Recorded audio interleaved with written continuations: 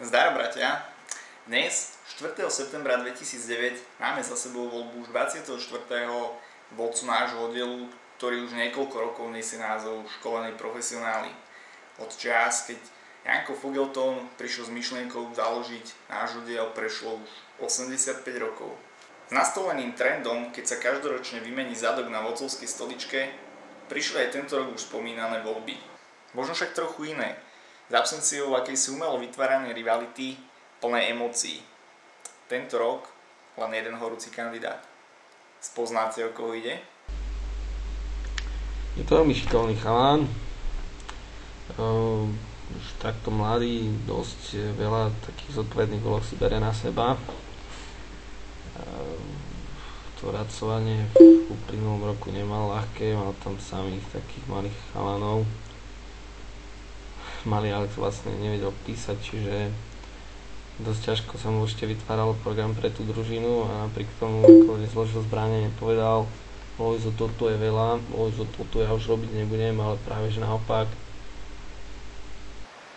Poznám ho už dlhé ruky, ešte keď sme boli spolu na prvom tábore a v noci plakal za mamičkou, keď sa bali von strážiť a keď si zabudol ešus. Jedli sme potom za spoločného ešusu. Myslím si a mám víziu, že toto rozhodnutie je skutočne dobré a že svoju úlohu si bude plniť svedomito a že ten oddiel dotiahne na vysokú úroveň a že budeme mať spolu veľa dobrých zážitkov. Vyjedal som mu veľmi často sladkosti, kurá na paprike, čo si navaril. No, samozrejme vedel o tom občas, ale akože stále sme dosť dobrí kamaráti. Hádam to neberie tak až osobne. Pamätám si na prvý družinový výlet žralokov. Šli sme na bicykloch a on prišiel na bicykli Shark, čím jednoznačne potvrdil družinového ducha. Šli sme si variť, robili sme zemiakové placky, ale pri plánovaní výletu sme nejak zabudli, že kto ho zobere misku, v ktorej zarobíme cesto. Tak už to vyzeralo bezradne a potom ho napadlo, vytiahol sáčok z batoha, spravíme to v sáčku, tak to vyzeralo teda nechutne. Myslím, že väčšine z vás už došlo, o koho ide, ale predsa len ak by sa medzi vami objavili nejakí tí motýlkári, tak odporúčam pozerať následujúce videá o niečo pozornejšie. O schopnostiach vodcu niečo pochybovať. V nasledujúcom zostrihu si môžete pozrieť, ako mu to išlo v reportážach pre prestížny skautský časopis Scout.sk. Stávanie prebieha podľa mňa zatiaľ veľmi rýchlo a tak dosť svižne. Všetko to bolo také dynamické, auto prišlo, nezablúdili sme. Veľmi rýchlo sme sa pustili do toho, hangár sme rýchlo postavili, aj počasie bolo celkom príjemné.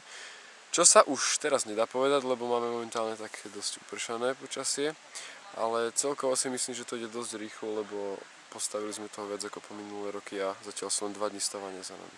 Mám teraz zálohu zhodnotiť táborisko. Myslím si, že ako vidíme, máme tu krásnu panorámu. Naozaj tá príroda je úžasná a myslím, že nezameniteľná. Čo sa týka prírodných podmienok, môžem vytknúť jedno negatívum a to je vlastne potok, ktorý je tu trochu malý, je tu vlastne znemožnené kúpanie kvôli nižšie položenému jazeru Vedžer, ktoré je vlastne, myslím, určené na chov kaprov a preto nemôžeme do potoka vypúšťať absolútne nič. Áno, stáva sa z neho hviezda, čoho dôkazom je aj tento trailer na dlho pripravovaný veľkofilm.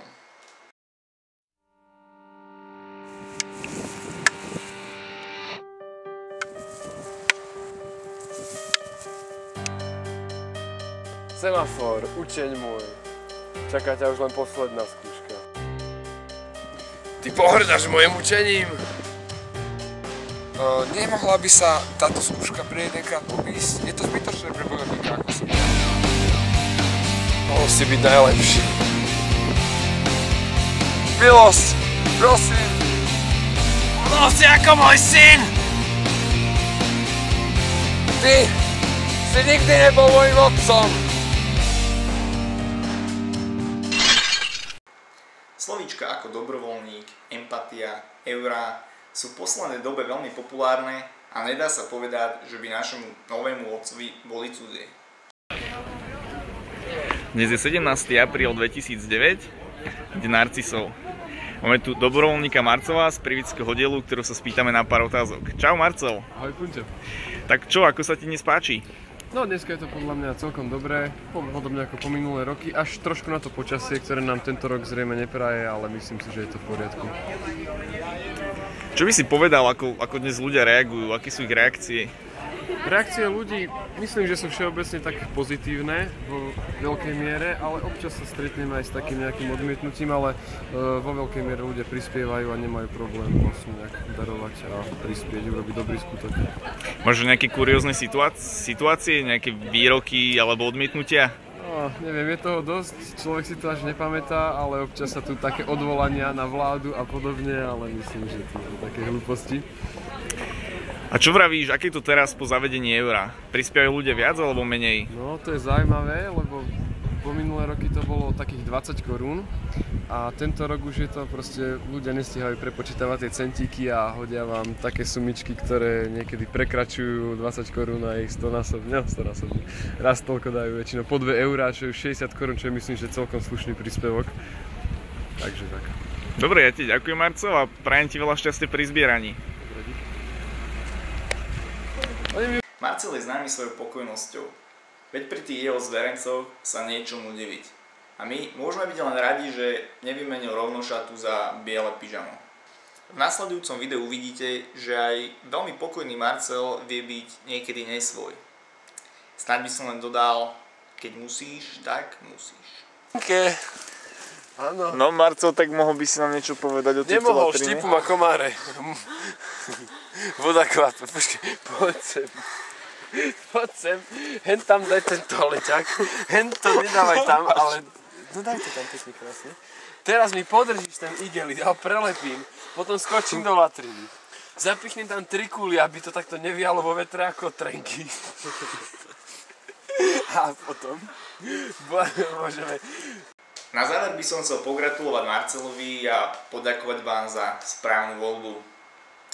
No a prikladám ešte taký malý bonusik na záver. Čaute.